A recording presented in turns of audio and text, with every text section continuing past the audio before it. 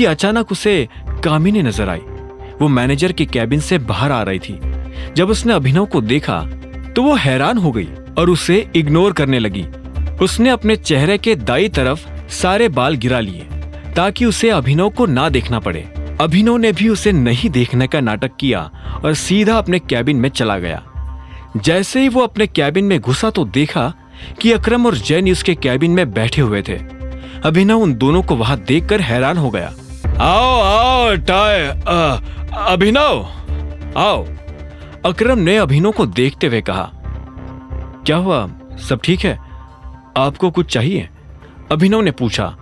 वो ऐसे नाटक कर रहा था जैसे उसे कुछ पता ही ना हो। वो अपनी सीट की तरफ बढ़ने लगा। अकरम ने कहा, अभिनव, तुम्हारे और जेनी के बीच में जो कुछ भी हुआ उसके बारे में जेनी ने मुझे सब कुछ बताया।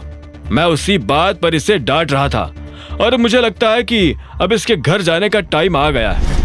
यह सुनते ही जेनी की आंखें फटी की फटी रह गई। वो अकरम की तरफ देख रही थी।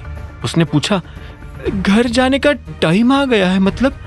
अकरम ने उसे एक पल के लिए देखा और बोला, तुमने अभिनव के साथ शर्त लगाई थी ना कि तुम उसे नौकरी से निकलवा दोगी, लेकिन अब पासा पलट चुका है।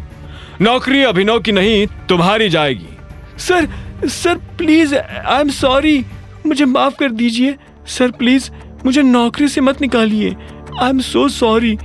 जेनी ने तुरंत माफी मांगते हुए कहा। यह सुन अभिनव को हंसी आ गई। उसने कहा, मैंने तुम्हें कहा था ना जेनी, तुम मेरे जैसे आदमी से पंगा नहीं ले सकती हो।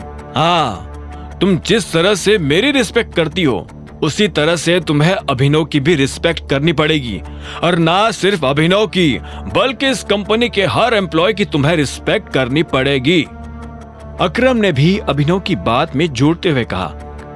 यह सुनकर जेनी घबराहट के मारे अपनी कुर्सी में पीछे खिसककर बैठ गई। उसने अभिनव को देखा और बोली, प्लीज मुझे नौकरी से मत निकालिए, प्लीज अकरम सर, मुझे। इससे पहले कि जेनी अपनी बात पूरी कर पाती उसकी आंखें भर आई थी। अभिनव ने उसे देखा तो उसके मन में जेनी के लिए दया आ गई। उसने अकरम को देखा और इशारों इशारों में समझाया कि वो जेनी को नौकरी से नहीं निकाले। अकरम ने हाँ में सिर हिलाया और बोला, ठीक है, लेकिन यह सिर्फ एक ही शर्त पर हो सकता है। तुम्हें अगर इस कंपनी में रहना है तो तुम्हें अभिनव और बाकी लोगों की रिस्पेक्ट करनी पड़ेगी। लेकिन अगर तुम दोबारा अभिनव पर या किसी और पर बेवजह चिल्लाई तो मैं तुम्हें तीसरा मौका नहीं दूंगा।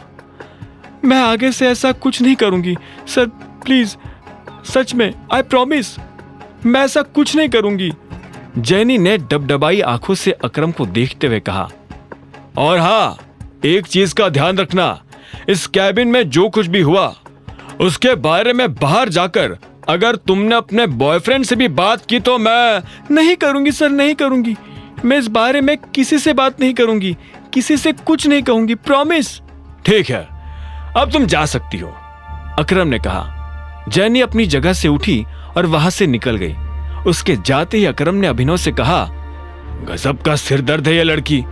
अरे हाँ, लड़की से याद आया, मैंने तुम्हें ऑक्शन के बारे में बताया था ना, आज वो ऑक्शन होने वाला है और अलायना भी वहां आने वाली है। अलायना का नाम सुनते ही अभिनव के रोंगटे खड़े हो गए थे।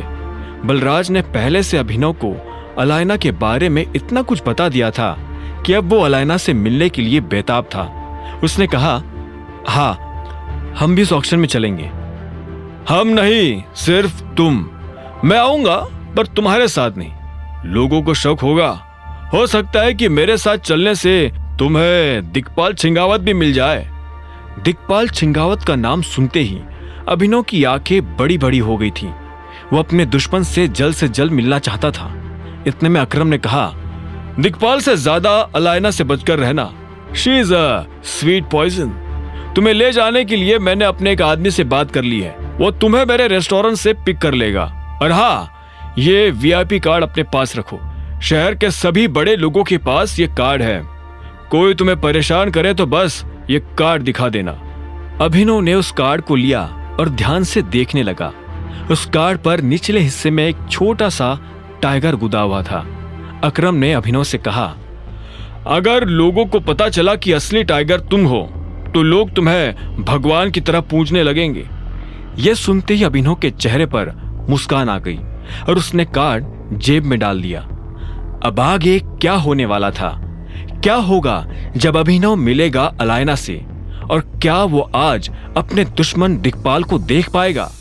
आगे की कहानी जानने के लिए देखें अगला एपिसोड सिर्फ पॉकेट एफएम के यूट्यूब चैनल पर, और द रिटर्न ऑफ टाइगर के सारे एपिसोड्स को सुनने के लिए डिस्क्रिप्शन में दी लिंक से डाउनलोड करें पॉकेट एफएम ऐप।